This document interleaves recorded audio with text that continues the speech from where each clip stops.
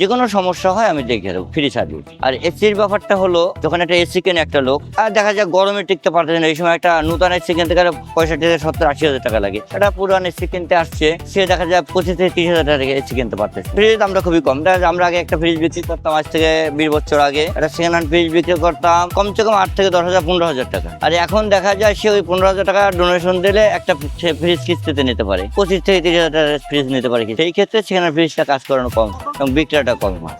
আমরা পুরান ফ্রিজ কিনা ঠিক করি ওইগুলোই যেগুলো দেখা যায় আপনার এখানে বডি কন্ডিশনটা ভালো আছে, চেম্বার ভালো আছে, খালি কম্প্রেসারটা খারাপ।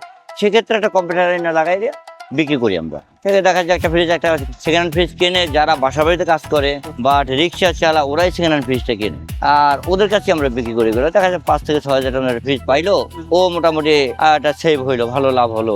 আমি একটা ফ্রিজ যখন বিক্রি করবো একটা গরিব লোকের কাছে, অন্তত আমি 1 থেকে 1.5 মাস তার গ্যারান্টি দিই যে এর ভিতরে কম্পিউটার পুজা না গেলে যে কোনো সমস্যা হয় আমি দেখে দেবো, ফ্রি সার্ভিস। আর এসির ব্যাপারটা হলো, যখন একটা এসি কেনে একটা লোক, আর দেখা যায় গরমে টিকতে পারতেছে না, এই সময় একটা নতুন এসি কিনতে গেলে 65,000-70,000-80,000 টাকা লাগে। একটা পুরান এসি কিনতে আসছে, সে দেখা যায় 25,000-30,000 টাকা এসি কিনতে পারতেছে। সেই ক্ষেত্রে এসিটা আমি যখন বিক্রি করি, ওই সময় আমি এতটুকু গ্যারান্টি দেয় যে আপনার বাসার মতো 1 সপ্তাহ যদি ঠান্ডার কোনো সমস্যা হয় আমি আপনাকে ফ্রি সার্ভিস দেবো। কম্প্রেসার পুড়ে না গেলে, কম্প্রেসার পুড়ে গেল কোনো গ্যারান্টি না, পুড়ে না গেলে আমি ফ্রি সার্ভিস দেবো।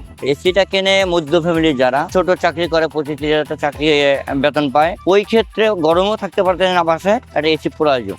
আবার 60,000 টাকা 70,000 এসি কিনতেও পারতেছে না, সেক্ষেত্রে সেকেন্ড মধ্য ফ্যামিলি তারা কেনে। আর এসি ফ্রিজের ব্যাপারটা ওই যে বেশিরভাগই রিক্সাওয়ালা এবং কাজের যারা বাসায় কাজ করে ওদের ফ্রিজ আমি দেখা যায় 6,000, 5,000, 10,000ও আছে, আবার 15,000 কোয়ালিটি বুঝা, কোয়ালিটি কিন্তু আমি 6,000 টাকা বিক্রি করছি, 5,000 টাকা বিক্রি করছি।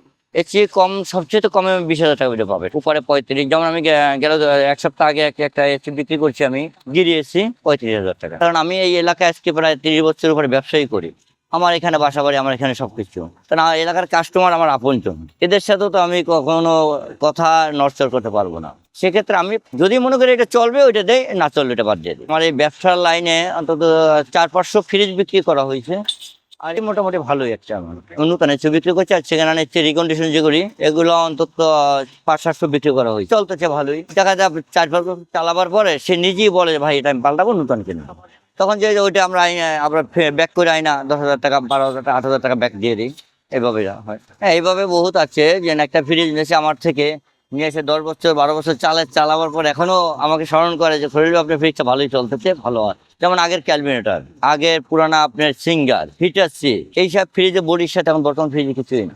এগুলো ওরা এখন কিছু করে নাই। বাংলাদেশ তো আমাদের চাওয়াটা কম রেটে ভালো জিনিস খুঁজি, কিন্তু উপরে চকচকা আছে ঠিকই, কিন্তু ভিতরে তো এটা কতটুকু টেকবে, কতদিন চালাতে পারবো, ওইটা তো আমরা হিসাব করি না। আসল কথা হলে কি, ফ্রিজটা কেনার ক্ষেত্রে দেখতে হবে চেম্বারটা ঠিক আছে কিনা, ওর জন্য বডির কন্ডিশনটা ভালো আছে কিনা, আর চেম্বারটা ঠিক আছে কিনা। কম্পিউটারটা বাদ হয়ে গেলে কম্পিউটারটা কিনা আপনি লাগাই যান, কম্পিউটার আপনি 3400 টাকা থেকে শুরু করে 7,000, 8,000, 9,000 টাকার মতো কম্পিউটার আছে। সেক্ষেত্রে একটা কাস্টমার আসলো, ভাই আমার কম্পিউটারটা ভালো দিন, সে ওই রেটে একটা কম্পিউটার এনে দিলাম, আর বডিটা আমি দাম দিলাম 2,000 টাকা, আর আমার গ্যাস চার্জে 2,000-2500 টাকা নিয়ে নিলাম, বা 3500 টাকা যেটা হয় আমি 1,000 টাকা কম নিলাম, গরিব মানে 1,000 টাকা কম নিলাম, সেক্ষেত্রে ওইভাবে আমি দিয়ে